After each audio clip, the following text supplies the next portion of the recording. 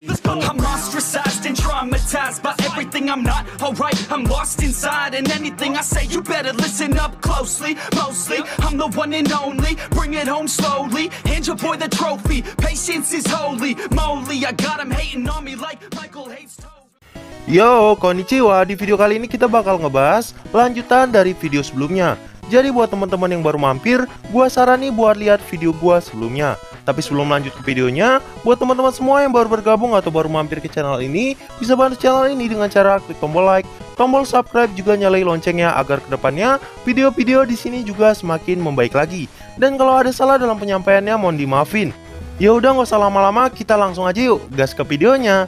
Cerita dimulai. Shin pun kemudian berpindah menampilkan pasukan bawahan Leon yang terlihat sangat gugup. Dan saat itu, Leon juga menerima laporan bahwa pertahanan kota telah dilewati dan diserang oleh pasukan musuh. Padahal, jumlah pasukan yang benar-benar menyerang saat ini hanya ada 8. Tapi untuk kekuatan mereka benar-benar di tingkatan yang luar biasa. Leon bertanya kepada Gi Crimson, apakah dirinya sudah memberitahu Rimuru. Tapi Gi berkata bahwa itu tidak bisa dilakukan saat ini, dan tiba-tiba muncullah Felzar. Dan disinilah mereka akhirnya tahu bahwa sebenarnya pasukan musuh yang terlibat dalam penyerangan bukan cuma 8. Mereka pun sangat berharap bantuan dari Rimuru segera datang. Tapi sebelum itu, mereka semua harus melakukan yang terbaik saat ini. Dan saat itu Gi berkata bahwa dirinya akan pergi menghadapi Felzar.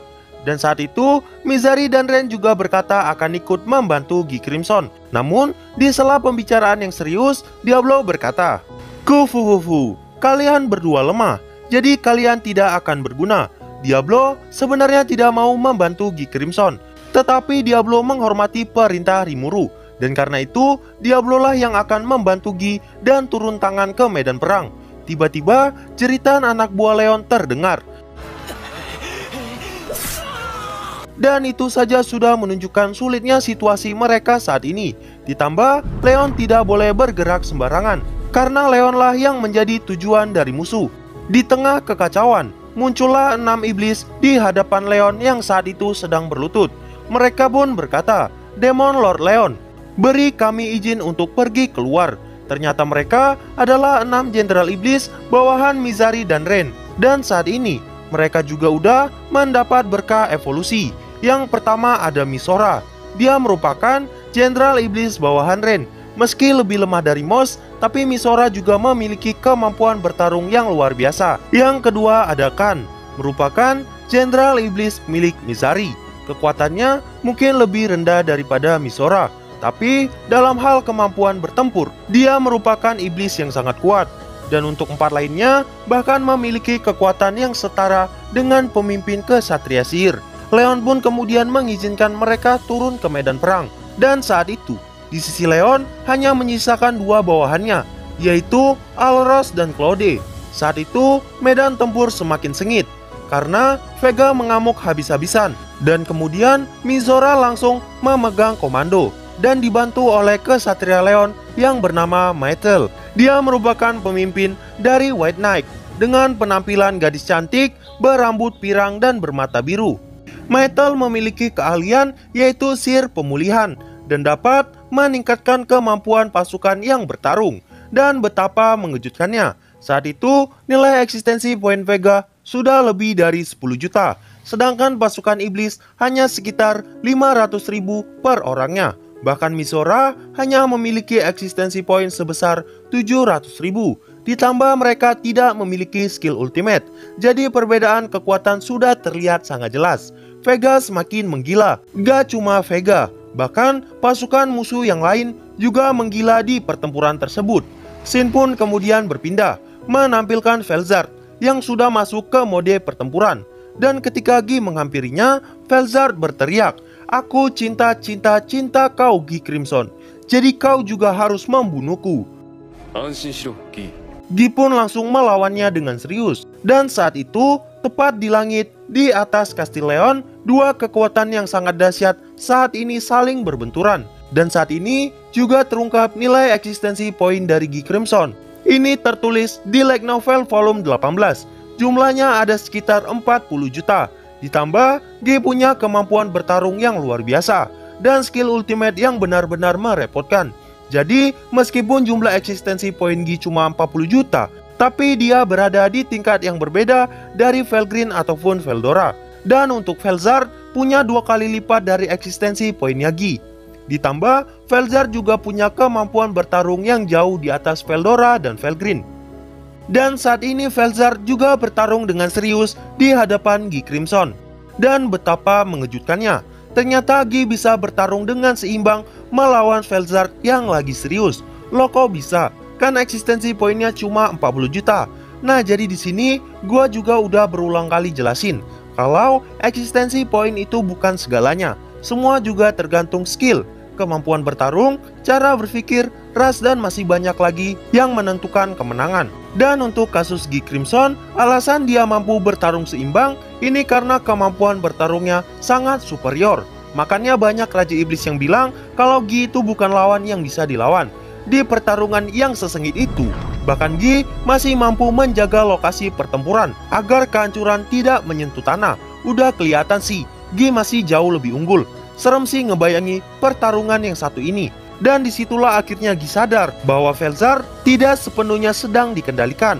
Pengendalian itu memang berhasil karena itu sejalan dengan keinginan Felzar. Dan dengan itu mereka pun terus bertarung.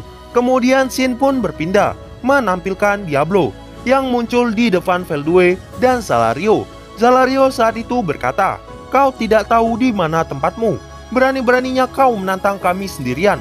Namun Diablo berkata, "Kufufufu, kita akan lihat apakah kau mampu menghiburku hari ini."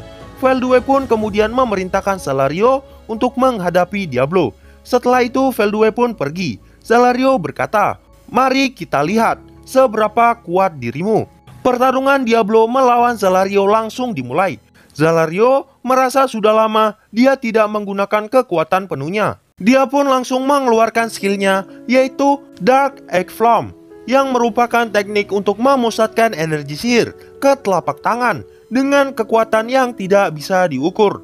Dan 8 energi itu langsung terbang menuju Diablo. Namun Diablo berkata, "Tidak berguna. Jadi hanya sejauh itu kemampuanmu." Dan kemudian dengan mudahnya Diablo menghindari serangan itu. Diablo bahkan saat itu berkata, apakah Zalario hanya seorang pemula yang membuang energinya sia-sia? Zalario sangat marah. Kondisi Zalario yang sekarang berbeda saat dia menyerbu labirin kemarin. Bahkan nilai eksistensi poin Zalario udah lebih dari 20 juta. GG Gaming sih mamang Diablo. Bayangin, eksistensi poin Diablo cuma 6.600.000.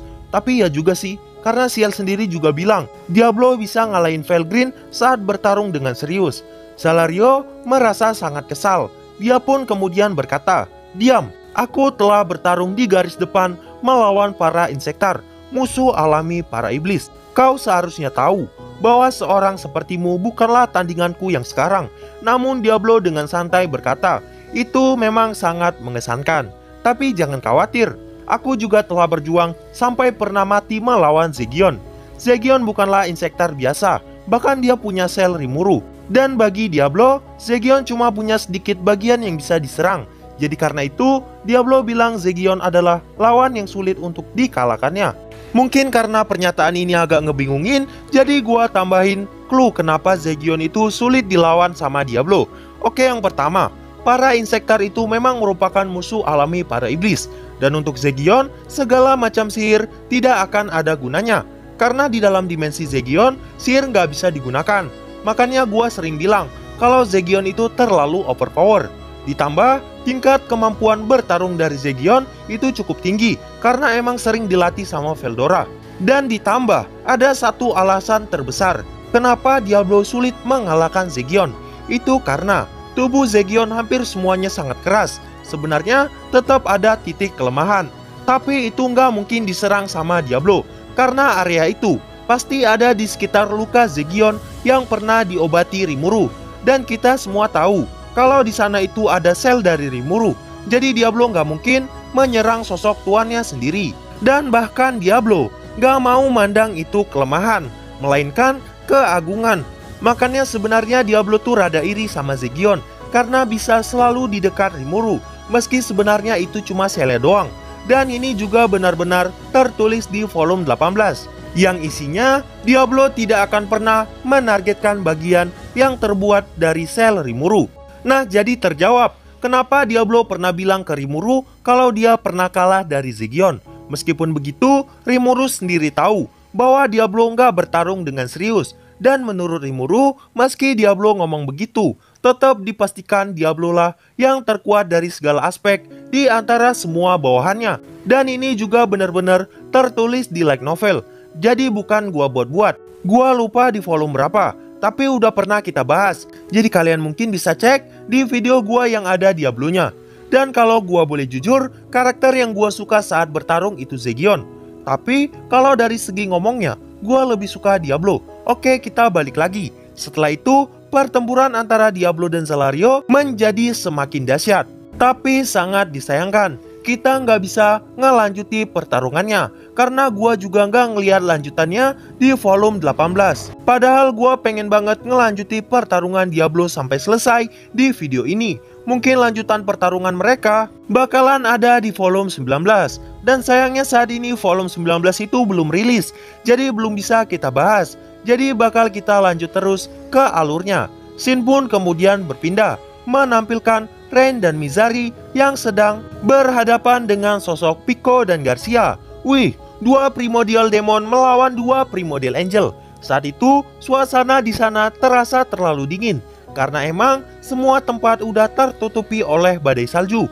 Bahkan gara-gara itu mereka berempat tuh mengeluh dan malah terlihat kompak karena emang suhunya sangat dingin, bikin mereka berempat malas buat bertarung 2 lawan 2. Mereka pun malah ngerumpi di sana padahal mereka tuh musuh. Dan saat itu Ren pun langsung mengeluarkan skillnya, yaitu Freezing Hell Cocytus. Ini merupakan mantra pembekuan area. Bahkan itu bisa mencangkup radius 30 km. Namun betapa mengejutkannya, yang dipanggil Ren adalah es batu berukuran 3 meter persegi untuk menghalang badai salju. Saat itu Vico bahkan mengerti tujuan dari Ren. Dan Garcia juga mengeluarkan skillnya, yaitu Ice Breaker. Ini merupakan sihir tingkat tinggi dengan kekuatan membunuh yang luar biasa. Bahkan mampu membekukan kelembapan di udara dan menghancurkan semuanya. Namun kali ini Garcia menggunakannya untuk melubangi balok es itu. Dan jadilah ruangan khusus yang bisa menghalangi badai salju. Mereka pun akhirnya masuk ke dalam untuk menghangatkan diri. Astaga, orang pada nguar kalian malah ngerumpi.